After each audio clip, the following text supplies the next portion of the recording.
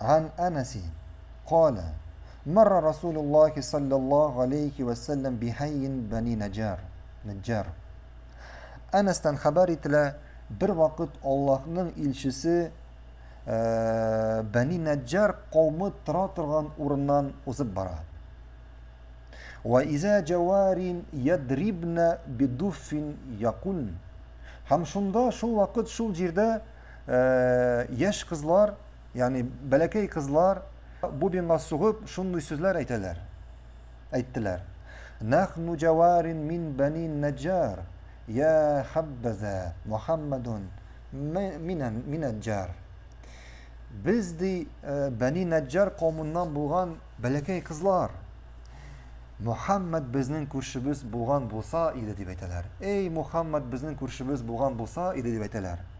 Faqala Nabiy sallallohu alayhi va sallam Allohu ya'lam anna qalbi yuhibbukunna. Ham payg'ambarimiz bu so'zlarni eshitgach ayta, Alloh yuragimning nechik sizni yaratganin Alloh biladi. Yuragimning nechik sizni yaratganin Alloh o'zi biladi. Payg'ambarimizni barlık kişiler de yarattılar. Ulu kişi bulsun mu, ir kişi bulsun mu, hatun kız bulsun mu, hatta belekey sabilar da Peygamberimizni yarattılar. Ele yarattığına değil, Allah Peygamberimizni eti enisine karaganda, hatta özlerine karaganda kübrek yarattılar.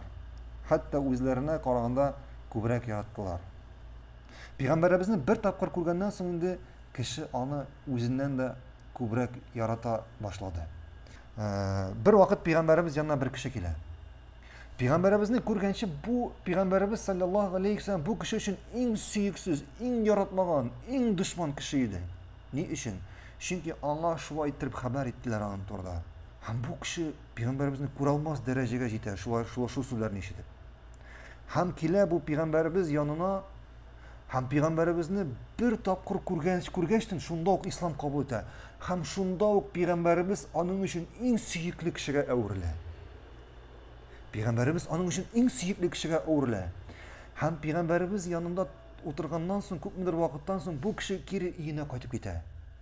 Uyine qaytib ketadidan ko'pmidir nechadir soat o'tgandan so'ng kiri keladi. Peygamberimiz sallallohu alayhi vasallam aytadi, "Niye kiri kelding?" deydi. Bu kishi aytadi, "Ey Allohning elchisi" deydi. Men seni sog'indim deydi. Ey Allohning elchisi, men seni sog'indim deydi. Ya'ni bir tapqir ko'rgandan so'ng, endi nechadir soat ayrilgandan so'ng, endi u Peygamberimizdan boshqa tura olmaydi. Onu sog'inadi. Chunki Peygamberimiz shunday edi. Onun ko'rinishi, onun axloqi, onun kishilar bilan munosabati, kishilar onu bir ko'rgandan so'ng, onu bilan suhbatlangandan so'ng, u ular uchun eng suyukli kishiga avrildi. Biz de bugun Peygamberimizni yaratamiz. Lekin biz onu oyqot yaratmaymiz. Biz o'zimizni, tug'anlarimizni, xotinlarimizni, dunyo molin Allohdan ham Peygamberimizdan ko'proq yaratamiz. Ne uchun? Buning sababi nida? Chunki biz Allohni bilmaymiz. Biz Peygamberimizni bilmaymiz. Biz Allohni o'rganmaymiz, onun ism sifatlarini bilmaymiz.